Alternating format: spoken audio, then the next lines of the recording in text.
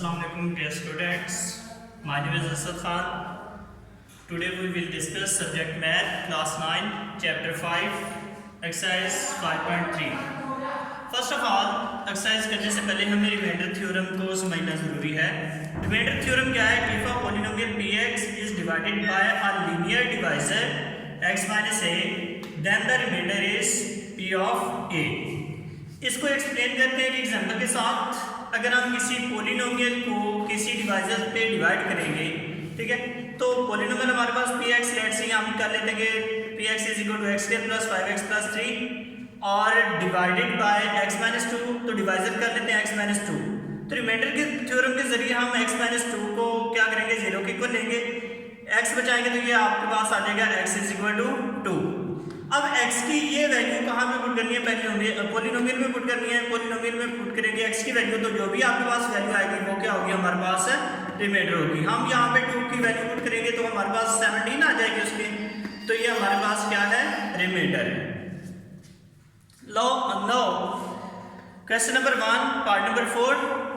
2x minus 1 whole cube plus 6 into 3 plus 4x whole square minus 10 is divided by 2x plus 1.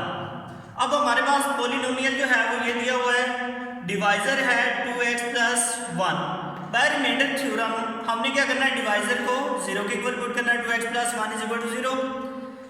2x बचाएंगे तो plus का इधर 1, दूसरी तरफ जाकर माइनस का 1 हो जाएगा, तो x is equal to minus 1 by 2 हो जाएगा.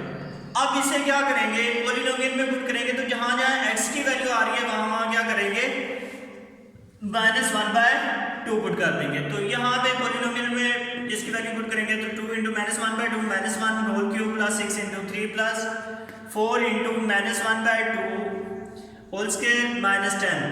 अब यहाँ पे 2 और 1 by 2 आपस में कैंसिल हो जाएंगे. यहाँ पे 4 into 1 by 2 तो कैंसिल हो गए, 2 रह जाएगा. इसे सिंप्लीफाई करेंगे, सिंप्लीफाई करने के बाद हमारे पास जो रिमाइंडर आएगा वो -12 होगा. तो ये हमारे पास रिक्वायर्ड रिमाइंडर है. उसके बाद है पार्ट नंबर 5.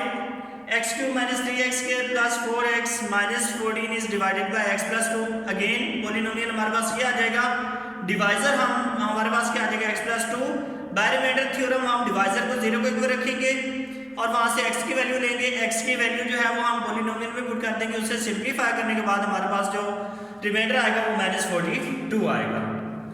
Question number 2. बच्चे ये जो स्टेटमेंट वाले क्वेश्चन होते हैं, इनकी स्टेटमेंट को समझना बेहद जरूरी है. अगर स्टेटमेंट आपको समझ नहीं आती तो आप क्वेश्चन सॉल्व नहीं कर सकते. तो इसलिए ज्यादा फोकस जो है वो आपने स्टेटमेंट पे करना है. If x plus 2 is the factor of 3x square minus 4kx minus 4k square then find the value of k. अच्छा, दो चीजें उसने बताई हैं, एक तो पोलिनोमियल दिया है p ऑफ x, दूसरा डिवाइजर दिया है. और दूसरी जो उसने इंपॉर्टेंट बात की, उसने कहा कि x plus 2 is the factor of this. जब फैक्टर की बात होगी तो उसका मतलब रिमाइंडर क्या होना चाहिए, 0 होना चाहिए. नो, इसके सोल्यूशन पे आते हैं. पी एफ एक्स हो गया, डी एफ एक्स हो गया. बाय रिमाइंडर थ्योरम हम क्या करते हैं, डिवाइजर को 0 के इक्वल रखते हैं, तो x बचाएंगे तो ये -2 के इक्वल हो जाएगा. अब इसकी वैल्यू पोलिनोमियल में पुट कर देंगे तो ये आपके पास आ जाएगा 3 into -2 का square -4k into -2 -4k square. तो इसे हम सिंप्लीफाई करेंगे. As x plus 2 is factor of px then remainder is equal to 0. अगर हमारे पास x प्लस 2 जो है वो किसी भी पोलिनोमियल का फैक्टर है तो उसका रिमाइंडर क्या होना चाहिए, 0 होना चाहिए. हम इसको यूज करेंगे. सो हमारे पास जो रिमाइंडर वो 0 होगा. अब इसे सिंप्लीफाई कर लेंगे तो ये 3 into 4 plus 8k minus 4k square. इसको दूसरी तरफ लेके आएंगे तो ये हमारे पास क्या हो जाएगा, plus 4k square minus 8k minus 12 is equal to 0.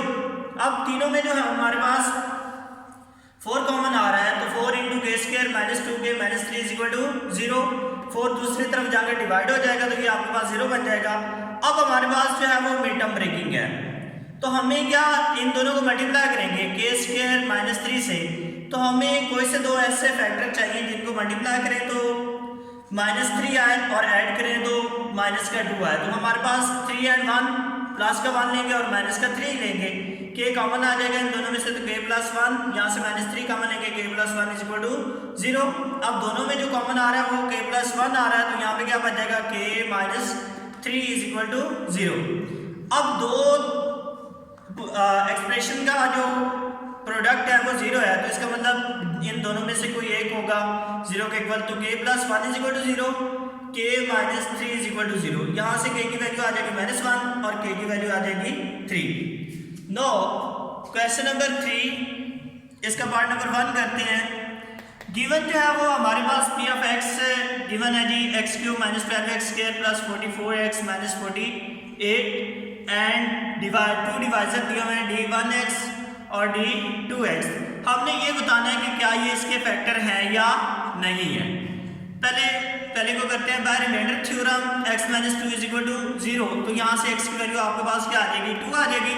अब पॉलिनोमियल में पुट करें b into 2 is equal to 2 cube minus 12 into 2 square plus 44 into 2 minus 48। इससे सिंप्लीफाई करेंगे तो 8 माइनस 48 प्लस 88 माइनस 48, इनको ऐड करेंगे प्लस वालों को और माइनस वालों को ऐड करेंगे तो ये आपके पास आ जाएगा 96 माइनस 96, तो इसका जो है वो 0 के इक्वल आ जाएगा।